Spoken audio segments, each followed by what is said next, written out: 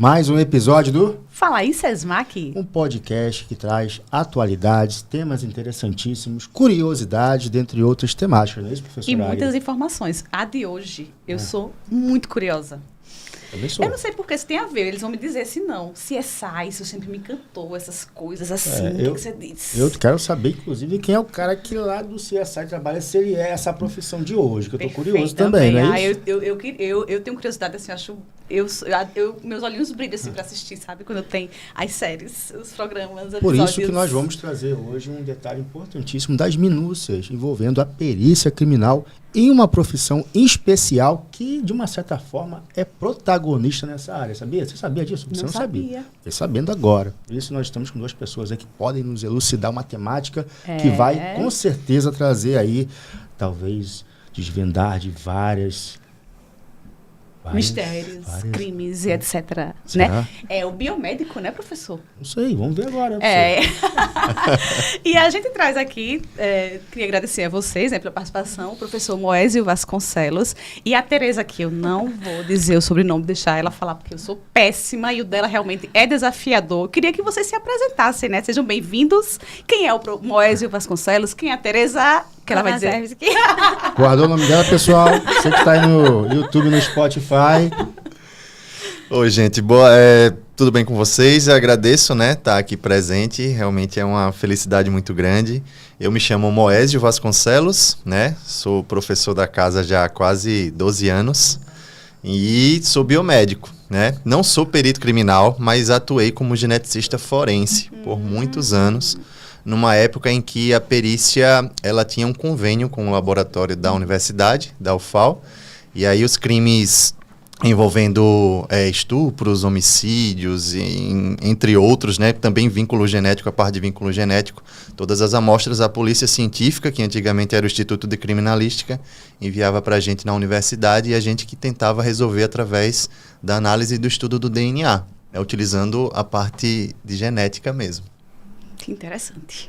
Eu sou Tereza Konazewski, sou discente do curso de Biomedicina e estou já quase no fim já dessa etapa muito boa da minha vida.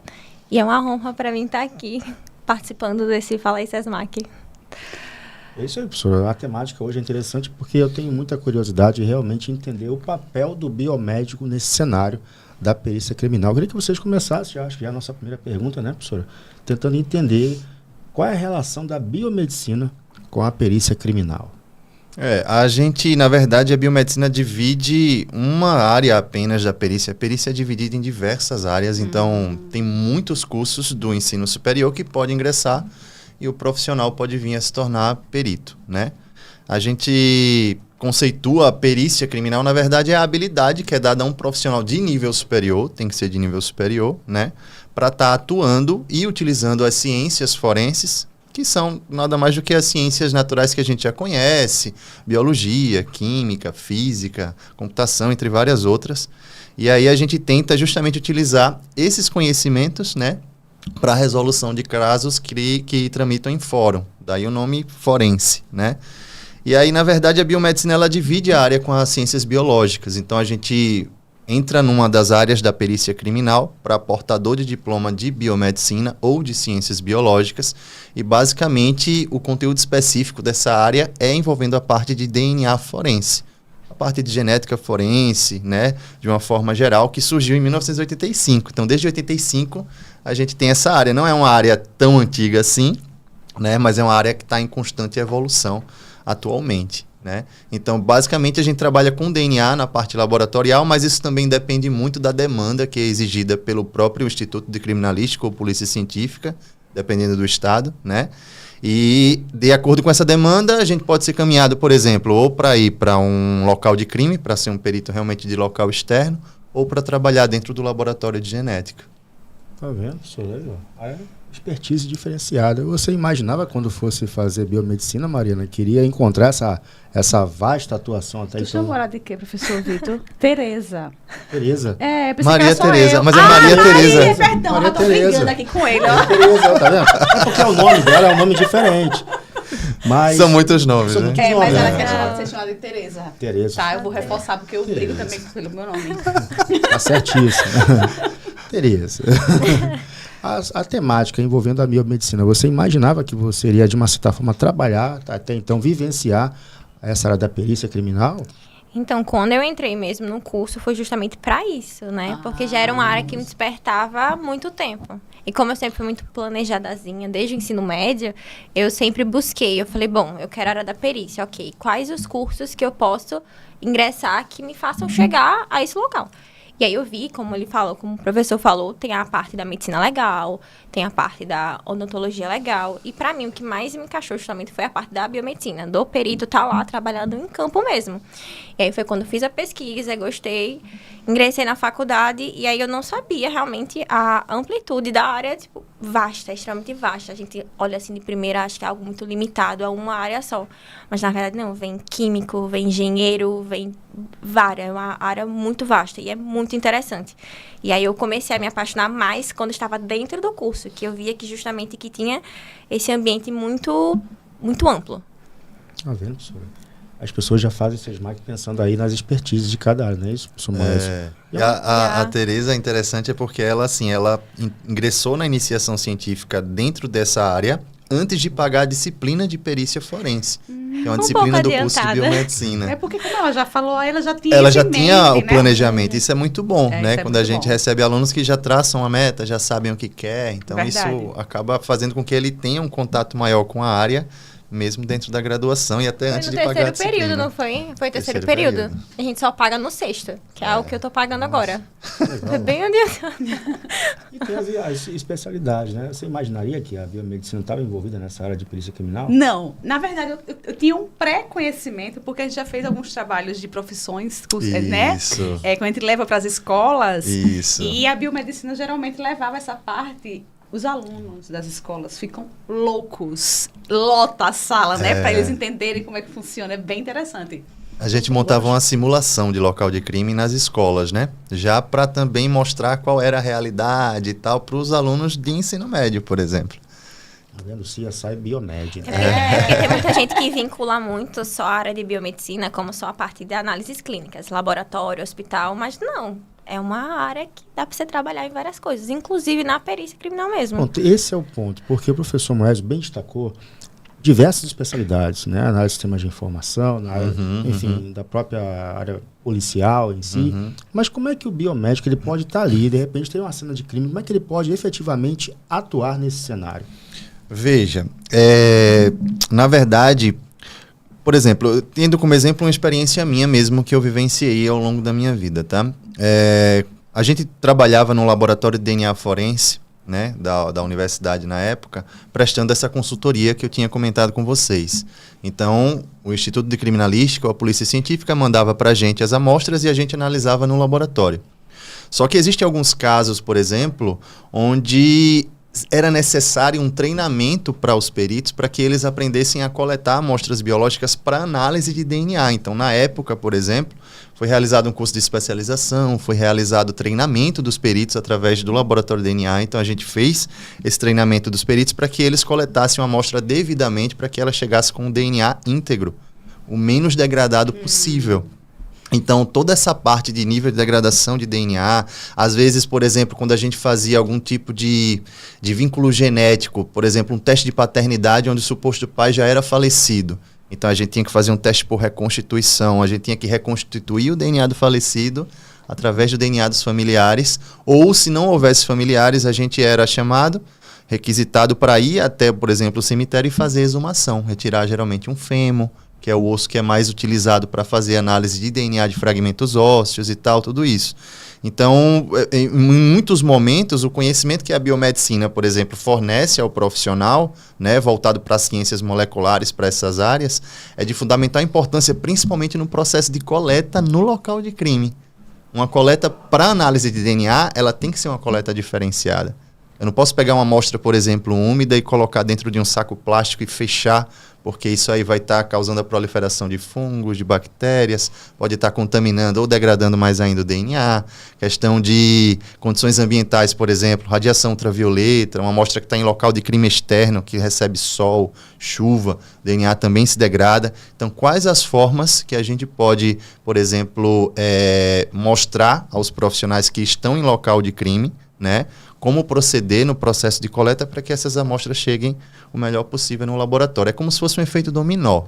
Cada etapa, é fundamental, o sucesso, né, de cada etapa vai depender da etapa anterior.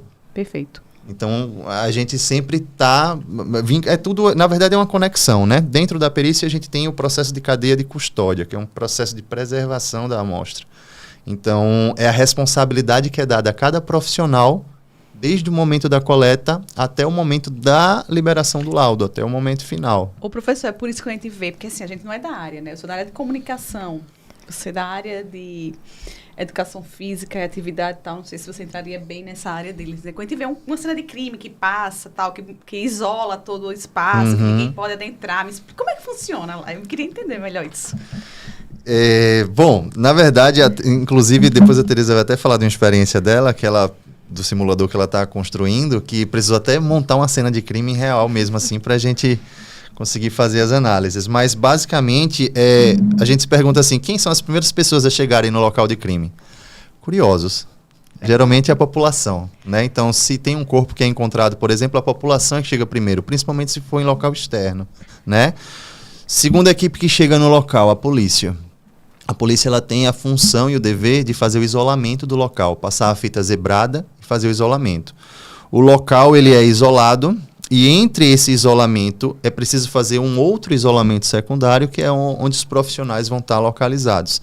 E só depois é que a população vai ficar ali presente. A perícia ela só pode atuar se ela for excitada a atuar. Então a polícia, por exemplo, ela precisa chamar a perícia, acionar caso, a perícia, entendi. E aí a perícia chega até o local. Então a perícia ela é a terceira equipe, assim, o terceiro grupo, na verdade, é chegar, né? Depois dos curiosos, depois da polícia. Então, assim, a responsabilidade é tremenda, porque o local de crime, a gente precisa ver se ele está idôneo ou inidôneo, se ele foi contaminado ou não, né? A gente precisa saber quem esteve no local de crime, por exemplo, e precisaria também... só tem uma chance de coletar, né? Então, depois da coleta, o local de crime é desfeito. Então, é por isso que todos os registros periciais, documentais, fotográficos, coleta de amostras, são extremamente importantes. Porque depois que essas amostras são coletadas e enviadas ao laboratório, já era. A gente não vai ter o local ali sempre disponível para estar atuando, entendeu? Então, é por isso que as análises são muito minuciosas e a gente precisa encontrar DNA, na verdade, na área da biomedicina, né? Encontrar, por exemplo, a principal amostra biológica que permite com que a gente desenvolva um perfil para a identificação humana, um perfil genético de quem esteve no local, do agressor ou da vítima, que o corpo é ausente, que desapareceu, por exemplo, e por aí vai. Dentre essas temáticas envolvendo a cena do crime, porque a cena do crime conta uma história, né, de uma certa maneira. A gente vê na TV, basicamente, ali um policial chegando, fazendo todo aquele protocolo. Mas no Brasil, eu queria saber, até nessa visão um pouco mais específica aqui da nossa terra, a cena do crime é muito contaminada. Como é que vocês lidam até então com essas dificuldades na identificação, talvez ali até mesmo de DNA ou algo específico, para que vocês possam realmente trabalhar de forma mais uniforme, de forma mais coesa? Como é que funciona essa organização da cena do crime? Quer falar? Pode ir. É muito difícil, na verdade. O perito ele já sabe que existe essa possibilidade dele ir e ali aquela cena ela tá já contaminada. Porque, por exemplo, a gente pega uma cena de uma mãe que chega em casa, vê o filho morto. Então, você acha mesmo que aquela mãe vai deixar aquele local isolado? Ela não vai. Ela vai querer ir lá, sacudir o corpo do filho para ver se ele reage. Então, é uma coisa a se esperar do perito já. Então, o máximo que a gente puder chegar numa cena, num local de crime e tá isolado, é fantástico. Porém, nem tudo são flores, né? Então, acho que 50% dos casos sempre vão ter alguma coisinha ali que vai estar... nunca vai estar 100% intacta. Sempre vai ter alguma coisa. É por isso que é tão importante estar isolado o quanto antes. para poder que os detalhes todos, qualquer coisinha faz diferença. Inclusive, isso tem que ir no relatório pericial. Se tiver tido alguma coisa que vai interferir, tudo isso tem que ir no relatório pericial no fim.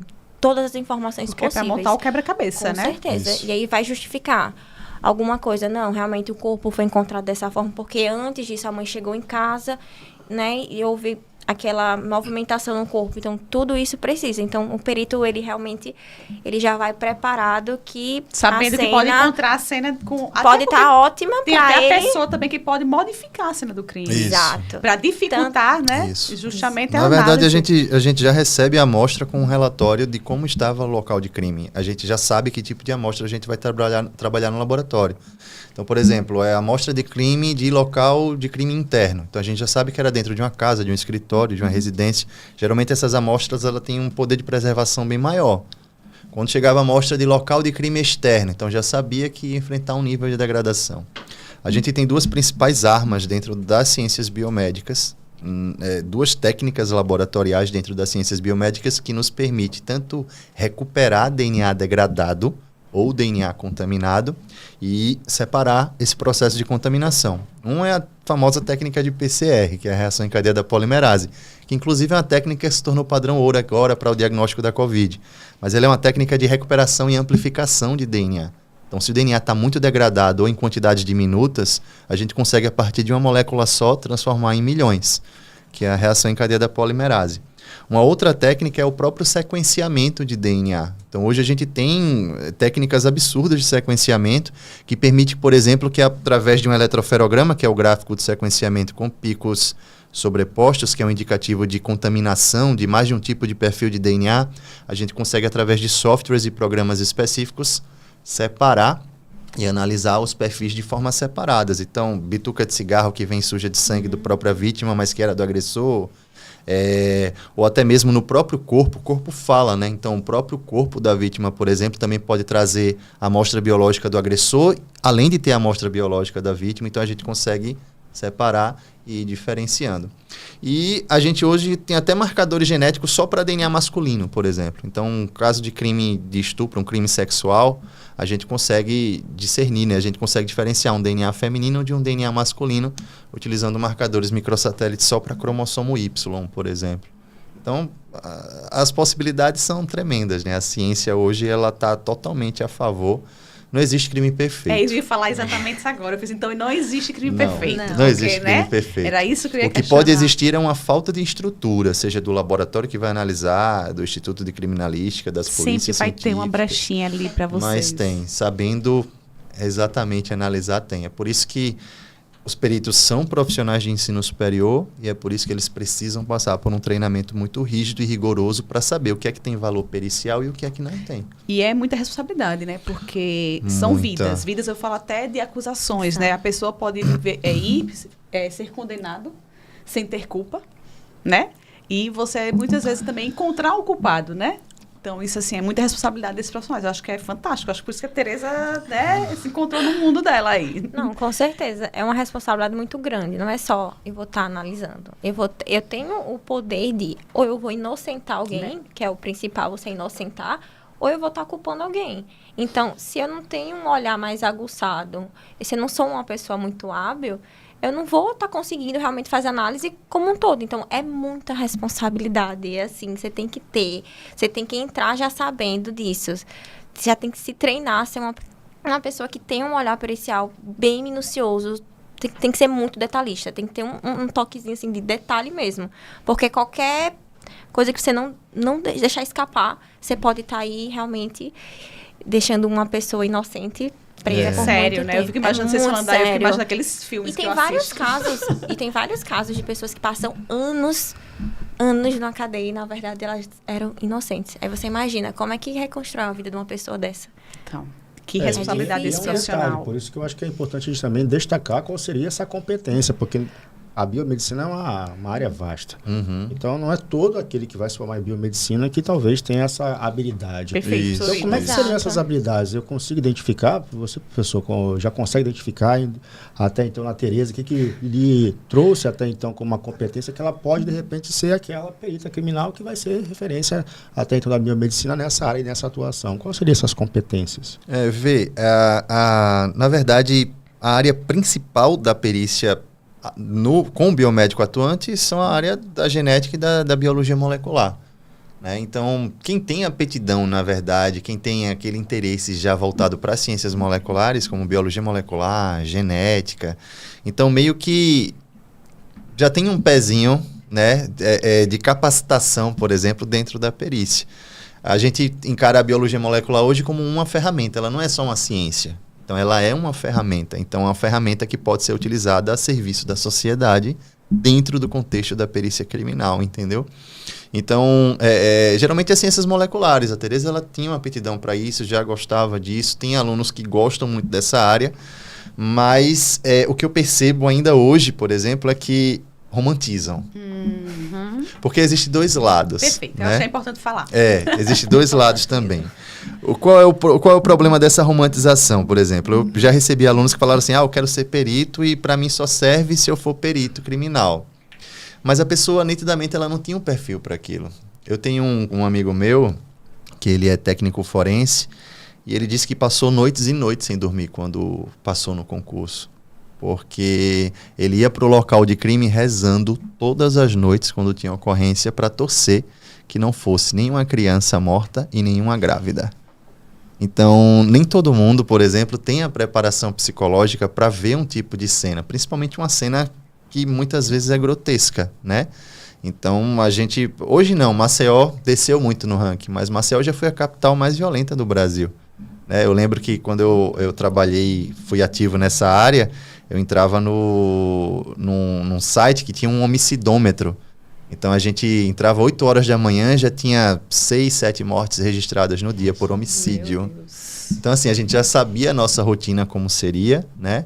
Mas quem quer ser perito tem que saber enfrentar tudo isso. Cenas não só fortes, né? São cenas exatamente, fortes. Não só a parte boa da coisa, mas também a parte ruim. Eu já percebo que eu não teria. Eu acho arretado essa parte da investigação, de você começar a montar o quebra-cabeça. Eu amo, mas eu não conseguia lidar com essa situação. É interessante porque assim, a gente atinge a sociedade de uma forma muito rápida. Então, por exemplo, chegava uma ossada que o IML trazia pra gente analisar, no final da tarde o DNA já estava liberado. Então, se a gente conseguisse vincular, por exemplo, ou uma amostra questionada de um local de crime, uma amostra de referência, e conseguisse bater, né, dar o match, tá? Então, a gente já conseguia fazer um serviço que atinge a sociedade muito rapidamente, né? Às vezes, assim, eu como cientista e pesquisador também, além de professor, às vezes eu estou na bancada do laboratório em outras áreas, daqui que aquele resultado atinge a população vai demorar alguns anos. Né? Principalmente na área de vacinas e tal, ou na área de diagnóstico. Mas a perícia, a genética forense, não. A gente faz aquilo no laboratório e talvez até mesmo no mesmo dia a gente consegue colocar alguém na cadeia, ou mais importante ainda, inocentar, né? Como a Tereza falou, é mais importante que a gente consiga inocentar uma pessoa falsamente acusada do que incriminar uma pessoa que ainda está foragida. Dentro do contexto criminal, a importância principal é o inocentamento e não a acusação. Muita gente pensa que é o contrário. Exato. Essas técnicas são cada vez mais apuradas, né? E cada vez mais a gente vem buscando aí a tecnologia em nosso favor, né? Parece que a Tereza desenvolveu um software que, de uma certa maneira, trabalha com essa tecnologia em prol, até então, da atuação do biomédico que atua na perícia criminal, é isso? Faz teu nome, Tereza. É isso? Foi, então, um dos meus questionamentos quando eu estava me planejando a entrar na faculdade, era assim, qualquer faculdade a gente tem a prática, né? A gente precisa da prática para poder estar se treinando aquilo, para chegar o mais próximo da realidade que a gente vai estar lidando ao sair da faculdade. E aí, quando eu falei, mas como é que você vai ter prática de perícia se não tem como você estar ali dentro de num local de crime? Não tem como. E eu ficava pensando, eu ficava me questionando. Até que um dia eu falei, rapaz, a gente com a tecnologia que está tão avançada hoje, será que a gente não conseguiria criar um local de crime através da imersão, né, tecnológica? Aí eu fiquei me questionando. Aí dentro desse projeto, eu tô com 2 orientadores e um co-orientador. E esse meu co-orientador é meu vizinho. Aí eu converso muito com a mulher dele. E eu comentei com ela assim, quando eu olhei... Sem muita pretensão. Sem muita pretensão. Sabe quando você tá conversando? Foi um insight, né? Soltei. Não vai dar em nada. Cara, no outro dia eu já recebo uma mensagem dele falando que tinha conversado com o professor Mozart do CITEC e que ele já tinha amado a ideia e que ele já queria conversar comigo para colocar em prática, assim, eu não tive controle, assim, então realmente é possível.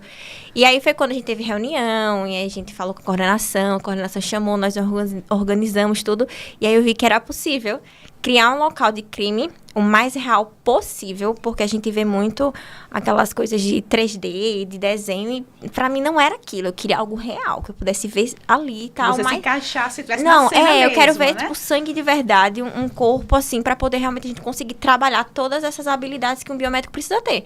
E aí foi quando a gente conseguiu fazer, e aí nós criamos 2 locais de crime. Um coelho morto. Meu Deus. Calma aí, deixa eu entender. O aluno recriou a cena de crime com o professor morto, né? Foi. O sonho de muitos alunos.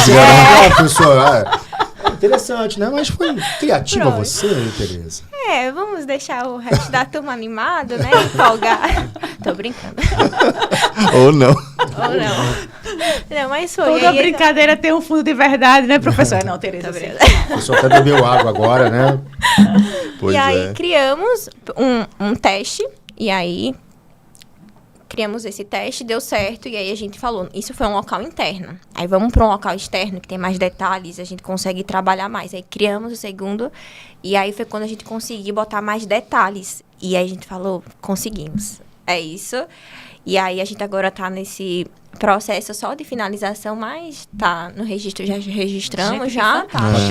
Já registramos, tudo certo. E não sabia, ou seja, era uma ideia tão que eu achava que não dava em nada. E realmente, ele consegue, a ideia do simulador é realmente trazer o local de crime para a sala para que o aluno possa realmente ter essa vivência. E aí, inclusive, tem um jogo, ele é tem um temporizador certinho, e aí você tem que estar usando o EPI, porque é importantíssimo que um perito use o EPI para não estar interferindo na cena. E aí tem tudo, tem desde se você não colocar o EPI, ele sinaliza que você não colocou. Tereza, só para deixar claro para as pessoas, né, o que é EPI? É um equipamento de proteção individual. Pronto. Todo mundo precisa ter. É importante. E aí, pronto. E aí, desde a paramentação do perito até o final, a gente consegue. E aí nós fazemos a parte toda de fotografia do local de crime. A gente criou um site para anexar tudo isso, todas essas imagens que nós utilizamos, vai para esse site, e aí na hora da montagem do laudo pericial, a gente consegue ter acesso a essas imagens, e aí a gente tem tudo, a gente consegue trabalhar. O aluno, aí ele vai coletar o que ele quiser na cena, no local de crime lá. E aí, no final, ele recebe a notificação. Quantos objetos com valor pericial ou não ele coletou. Que massa! E ele tem que ser rápido, porque num local de crime a gente não pode estar demorando, não. Porque quando a gente mexe com sangue, com DNA, tem um tempo. Se for um local, por exemplo, muito sol, o sol ele degrada, então não dá. Tem que ser o mais rápido possível. Então a gente trabalha isso mesmo. E aí foi isso. Caramba, então uma conversa... Já pensou? Um vizinho se transformou num projeto fantástico, é isso? Foi. Você como professor, como é que eu encaro Foi sensacional. Esse acaso da tecnologia virando aí um projeto de pesquisa? É um projeto de iniciação científica, na verdade. Então, assim, quando ela falou da ideia, eu fiquei preocupado com relação justamente ao nível de realismo que poderia ter, né? Mas aí, quando me falaram da possibilidade de trabalhar com imagens em 360 graus, com uma câmera 360, ou seja, a gente montar uma cena de crime, fotografar a cena em um ambiente 360 e interagir com aquelas imagens, com aquele ambiente. Então, assim, foi realmente um saque muito bom. E tudo ideia da Tereza, foi ideia dela, né? Que a gente acabou levando isso para frente. Basicamente, eu só entrei mesmo com a parte da minha experiência, né, com a parte de análise, que tipo de amostra a gente vai estar analisando e tal, tudo isso. Mas assim, foi excepcional. O nível de interação, isso serve tanto para trazer o aluno para um local de crime, porque a gente sabe que os locais de crime são locais que não têm acesso, restritos, né? São restritos. Só quem tem acesso é a polícia, a perícia, né? A gente do laboratório, quando era chamado para fazer exumação ou para fazer algum tipo de orientação, como consultor. mas se não for perito, se não for policial, não tem acesso. Então, como trazer isso para o alunado? Né? Os alunos às vezes reclamam muito assim, poxa, professor, a gente queria tanto ter aulas mais práticas e tal, mas a gente sabe que esses ambientes acabam impossibilitando. Então a ideia da Tereza foi fantástica nesse sentido, trazer o local de crime para os alunos e fazer com que eles interajam. E quem sabe um dia oferecer e ofertar isso como ferramenta de treinamento pericial. Rapaz, e também profissional. Não, riquíssimo.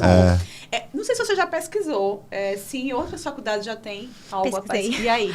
Então, fora existem locais que fazem uso da tecnologia para treinamento policial, só que não da forma que é o meu simulador.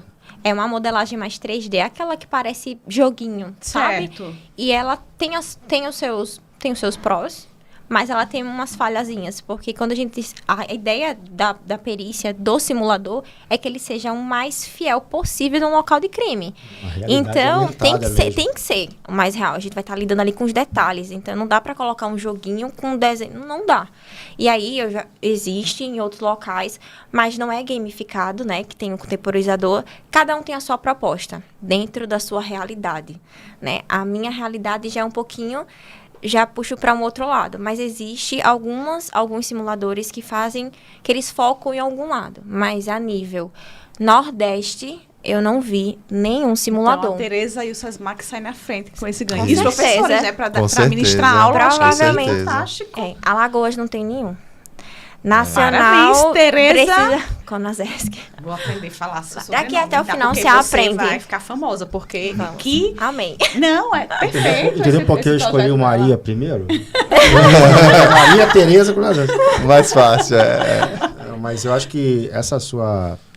Acho que, na verdade, não deixa de ser um grande insight, né? Você preencheu uma lacuna gigante que, com certeza, vai se reverter em um produto, de uma certa forma, né? Está encaminhado, inclusive, para produto já. Exatamente, porque é inovador. Totalmente, a tecnologia é a favor, né? O professor sabe muito bem disso. Às vezes as pesquisas não são tão aplicáveis e reprodutíveis, né? Então isso vai colaborar, inclusive, com a formação do curso. Com certeza. E os alunos até já testaram, né? Assim, a Tereza foi... A gente tem um evento dentro do curso de biomedicina que é o Café com Biomedicina, que acontece semestralmente, assim, 2 vezes no semestre e tal. E aí a gente sempre chama profissionais de fora, né, para trazer os alunos para entrar em contato com cada profissional de diversas áreas diferentes, isso dentro do curso. Mas assim, o trabalho da Tereza foi tão inovador que a coordenação convidou ela a ser a primeira aluna do curso a dar a palestra no Café com Biomedicina e apresentar o simulador e os óculos de realidade virtual, né, em parceria com o pessoal lá da robótica, né? Então, assim, o pessoal realmente foi até lá e os alunos participaram e foi fantástico, foi sensacional. Eu imagino, você imagina você colocar um simulador desse na sala, né? Porque como você vai analisar se o aluno está preparado ou não para aquilo? Isso. Então, detalhes como você trouxe, a coleta dele, o que foi realmente que ele trouxe que é importante. As né? pontuações. Achei isso incrível, incrível. Ele pode até ver, porque tem muito aluno que ingressa, ele acha que quer, mas na verdade não quer. Então, pode também ser uma ferramenta para o aluno estar se testando para ver, não, realmente é isso que eu quero, não. Não, vou seguir outro caminho, eu vou seguir outro caminho, eu consegui ter um pouquinho da experiência aqui. Então, assim, ele é maravilhoso, perfeito. Você assiste muito filme de ficção? Muito. Imaginava. Documentário, né? Principalmente documentário. É porque o ruim desses seriados é que às vezes eles não são tão verídicos, né? E aí é melhor a gente procurar uma coisa mais real, os documentários que são comentados. Não, eu inclusive assisti agora num canal fechado, né? Que realmente tem os episódios documentários de crimes, que de uma certa forma... E tem os próprios peritos falando sobre da sua experiência. É maravilhoso. É biomédico. Tem, lógico, os policiais e observantes, não é biomédico, professor. Eu sabia disso. Eu estava pesquisando para esse episódio aqui e muita gente procura para concurso público de perito e falar exatamente o que você falou, né? Existem vários cursos superiores, alguns cursos superiores você pode adentrar, mas o biomédico é um dos mais requisitados. Assim. A gente está no meio de uma batalha agora, na verdade, para desmembrar a biomedicina das ciências biológicas no concurso, porque aí a gente consegue especificar ainda mais o conteúdo e a área. No passado, a farmácia já dividia com a química. Hoje, tem a área da farmácia, tem a área da química. Então, a gente pretende que no futuro exista a área da biomedicina e a área das ciências biológicas.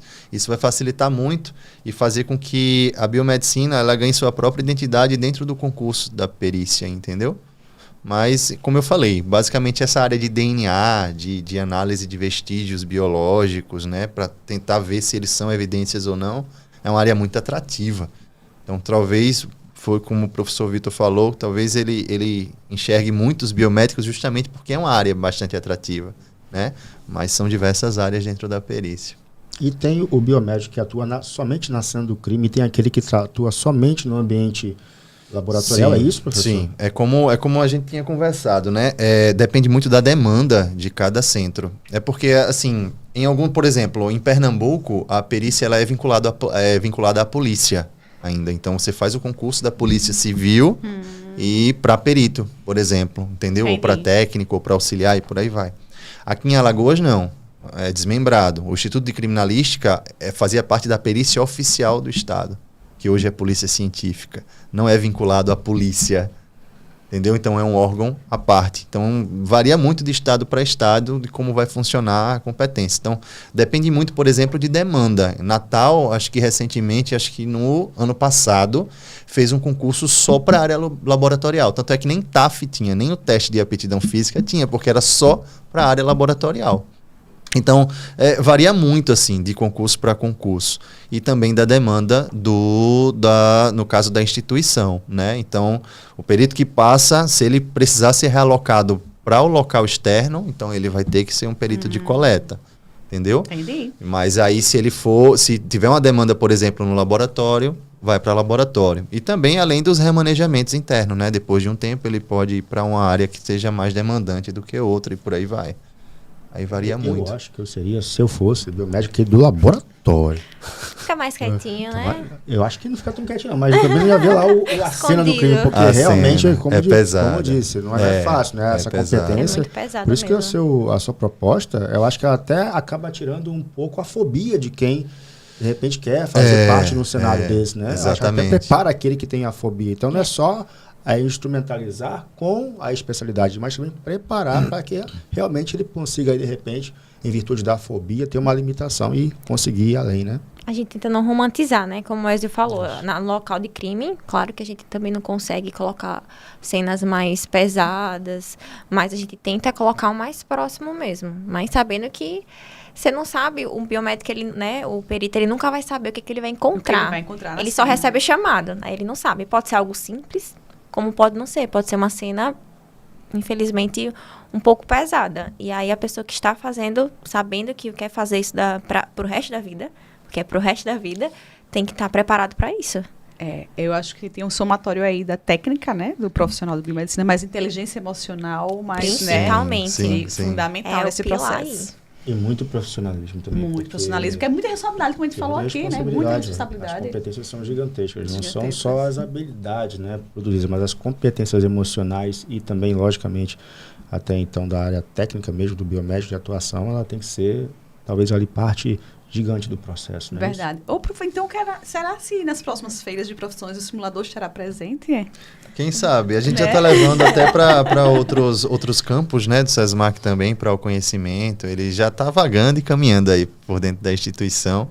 A gente ainda está preservando muita coisa, justamente devido à questão da propriedade intelectual e tal. Porque ainda está em processo para finalização, ainda está em processo, né? Mas, com certeza, acho que o conhecimento a gente tem que passar adiante. É um bem de todos, né? Se a gente não passa adiante, então ele não é validado no final das contas. Eu fico imaginando que eu acho que vai ser uma briga para participar desse processo. Se a simulação que vocês já faziam em loco lá, né? Isso, já era bastante interessante. A medicina foi uma das profissões que mais cresceram, né? Eu acho que veio a pandemia, né? Até então com esse trabalho laboratorial, mas com certeza essa área até então do perito criminal, se tratando do biomédico, é uma área que muitos vão querer realmente ter, no mínimo, curiosidade para poder compreender. Sim, sim. E um outro passo importante, gigante, é saber como é que ele consegue, dentro do curso de biomedicina, né, desde o primeiro período, como a própria Tereza propôs, né, trabalhar com essa área. E lá no curso, tem algum projeto específico para essa área, além do projeto até então de iniciação científica de Tereza? A gente faz muito voltado para a extensão, né? Como a professora Águida falou, então a gente insere realmente muito a perícia dentro da extensão. Então a gente simula locais de crime, né? E utiliza justamente marcação no chão, simula amostras biológicas para que os alunos, para que as pessoas, por exemplo, elas interajam realmente e entrem, né, dentro daquele mundo ali, daquele contexto. Fora isso, a gente tem algumas pesquisas mais voltadas realmente para trabalhos laboratoriais, marcadores genéticos para identificação humana, né? Tive um aluno agora de TCC que defendeu, a Ju, que trabalhou com a parte de marcadores microsatélites, que são os marcadores utilizados para a identificação de indivíduos desde os anos 90, que são preconizados pelo FBI, até hoje, na verdade, eles são aplicados, né? A gente só aumenta a quantidade de marcadores devido ao aumento da variabilidade da população do planeta em geral, mas é uma ciência, assim, é muito nova, né? Se a gente for parar para observar, a genética forense, que é a área de atuação do biomédico, surgiu em 1985. Recente. É nova mesmo. É muito recente. O primeiro caso lá da Inglaterra, que foi analisado do condado lá de Lancaster, foi de 85.